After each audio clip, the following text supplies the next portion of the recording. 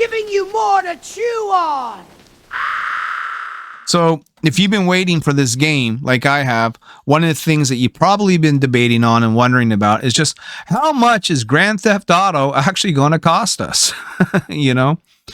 Well, Game Rant here has a little article that I think we'll take a look at. It says no, comma, GTA 6 price has not been officially confirmed yet, even though there's lots of speculation that it has been. So let's see what they say. During a recent interview, Take-Two Interactive CEO Strauss Zelnick said something that many fans have been taking as the possible price range for GTA 6. And while the $70 to $80 price range is possible for the upcoming open world crime game, that is not exactly what he said. Hype still remains at a height, of course, with fans also thinking that the much more official GTA 6 news is coming in April. Yeah, a lot of speculation about April 1st, which of course is April Fool's Day. So who knows exactly what we're going to get and if it's even real come April Fool's Day. But a lot of speculation on April 1st. We're going to get some big GTA news. You know what I'm saying? GTA 6 price has been a talking point, with rumors suggesting it could cost as much as $100. And by $100, I don't mean like $100 where I live in Canada. I mean $100 in the US, which is like $130 here. I mean, this fucking game could literally break the bank with some people. And by and large, those rumors are pushed by the fact that Rockstar could conceivably do that and the game would still sell like hotcakes. Correct. Now, it might make a few people not be able to pick it up right away, but eventually they'll get it. Eventually it will go on sale. Eventually they'll come around. And especially if the game is as cool as it's hyped to be, people will find a way to get it.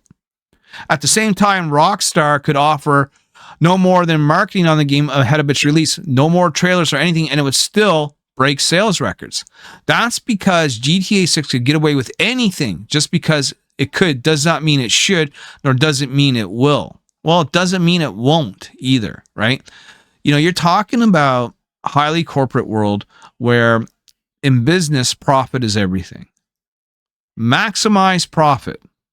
It's something that happens all the time. And it's going to be priced based on supply and demand.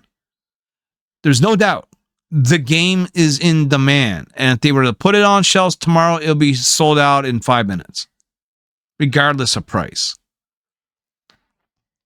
How much supply do they have, right? So in terms of supply, it can be infinite when it concerns digital buy. The difference is, and you know, we're in a different world now where we don't have to worry about a game selling out. You know, say we go to GameStop and they don't have a copy, they're sold out. I mean, you'll always be able to get it digitally. And I don't really want to hear the arguments, well, if you buy it digitally, you don't really own it, blah, blah, blah. Yes, there's some truth to that. But at the same time, what are you going to do with a game, you know, that you've had for 7 years, right? You're going to sell it for a couple of bucks? I mean, are you really going to go back and play it again?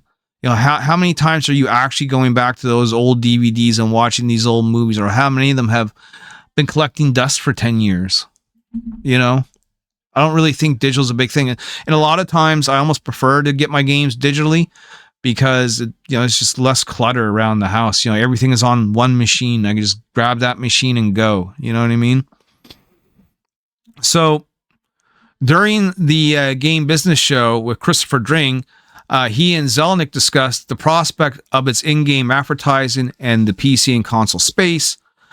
Such a concept has been contentious since the moment it was brought to any gamer's attention, but Zelnick drew a fine line on how Take-Two approaches it. He said, free-to-play titles, yes. For titles in which you pay $70, $80, no. He explained that there's some form of limited advertising in games like NBA, 2K, because it fits within the vernacular. In other words, you know, you see advertisements in the courts. It just makes sense. The advertising would be there in real life too, but repeating that price point, Zelnick went on to say, it's very difficult for me to believe that we would want to have advertising a game that someone paid $70 to $80 for. It would seem unfair. Yeah, but you know what? I still see it happening anyway, right? If you really want to make the game feel like it's the real world, then some real world advertising would probably actually make that happen, you know. But, you know, the problem is you don't want to go overboard with it either, right? But, you know, the thing about GTA is everything seems to be made in-house, you know, all their brand names and things of that nature for the businesses that they got going on. It's all usually parody. These are the words. Are these the word confirmation that GTA 6 won't feature in-game advertising? Not really, but it's definitely closer to confirmation than that of GTA 6 costing 70 or 80 bucks. Many have taken the name price points by Zelnick as confirmation. And you see, I knew this is where we were going with GTA's price. And that's not what he said. He never said GTA will cost $70 or $80. He said games that cost $70 or $80 should not have the advertising. And if he said $100, that perhaps would be a stronger reference to a possible GTA price point than 70 or 80 bucks. Because fun fact, most AAA games launch in the $70, $80 range. Mario Kart World did, Ghost of Yeti did, Resident Evil did, and so on and so forth. And unless all of those games are GTA 6 in disguise, many saying 70 or 80 bucks is a discussion of the wider industry, as in the context of the quote, but not for GTA in particular. Look, they're not wrong when Nintendo really started that trend by raising their games by $10, you know, with the Nintendo Switch 2. And a lot of people got mad at that because it almost seemed like they opened the door for GTA to go, yeah, hold my beer. You know what I mean? Hold my beer. Watch what happens next. But we'll see. Man, I hope it's a regular price game. You know, I got a gift card. It's like $50, and that sounds like it's only going to cover half the game. You know, I still need to come up with another $50 apparently if this goes the way I think it's going to go. Obviously, the fans are hungry for GTA 6 news, and that's up to Take-Two and Rockstar's marketing to sort out. But this was not that. Some fans may have been interpreting this as a hint of a confirmation, which is still confirmation, and that still doesn't quite make sense. As CEO, Zelnick's primary goal is to make Take-Two money. This goes back to what I said at the beginning, you know, maximum profit.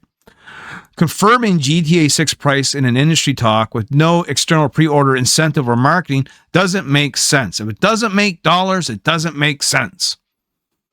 And as his role as CEO means keeping up with appearances, keep in mind, ahead of GTA 6's second delay, Zelnick said they were confident in the May 2026 release date. Yeah, and look what happened with that. Now, is it likely that GTA 6 will cost between $70 and $80? Oh, guaranteed. Will it have special editions that will cost more? Absolutely. They're saying probably and likely. I'm saying guaranteed and absolutely, because they'd be stupid not to. But this is as true today as it was when video games first crossed the $70 threshold. The stretch to these remarks being a confirmation price point is as long as GTA's 6 protagonist Lucina's stint behind bars is. So look, it's going to be at least $70 to $80. I'm saying 80, you know, but would it shock me if they had it at $100? No. Would it be, you know, something that everyone will cry and complain about? Sure. And then they're still going to find a way to go out and get it. This is going to be the biggest game in the last 20 years. In the last 20 years, this will be the biggest game. I mean, GTA 5 is still popular as it is, and the game is 13 to 14 years old. And if half of what they put into this game is true, like from the things that I've been hearing, it's going to be a monster. And it's going to make that 135 gigabytes that Crimson fucking Desert has look like a fucking joke. You know what I mean? You're probably going to need a whole fucking hard drive to hold this fucking game if everything is included that I hear is included. You know? But that's just my take, and that's bite-sized news, me giving you more to chew on. And, you know, let me know in the comments section what you think the price of GTA 6 is going to be, and do you think we're going to have any more delays? Let me know down in the comments section below, and we'll see you for another episode of Bite-Sized News, giving you more to chew on real soon. Thanks for watching, support our channel, and buy my comic today!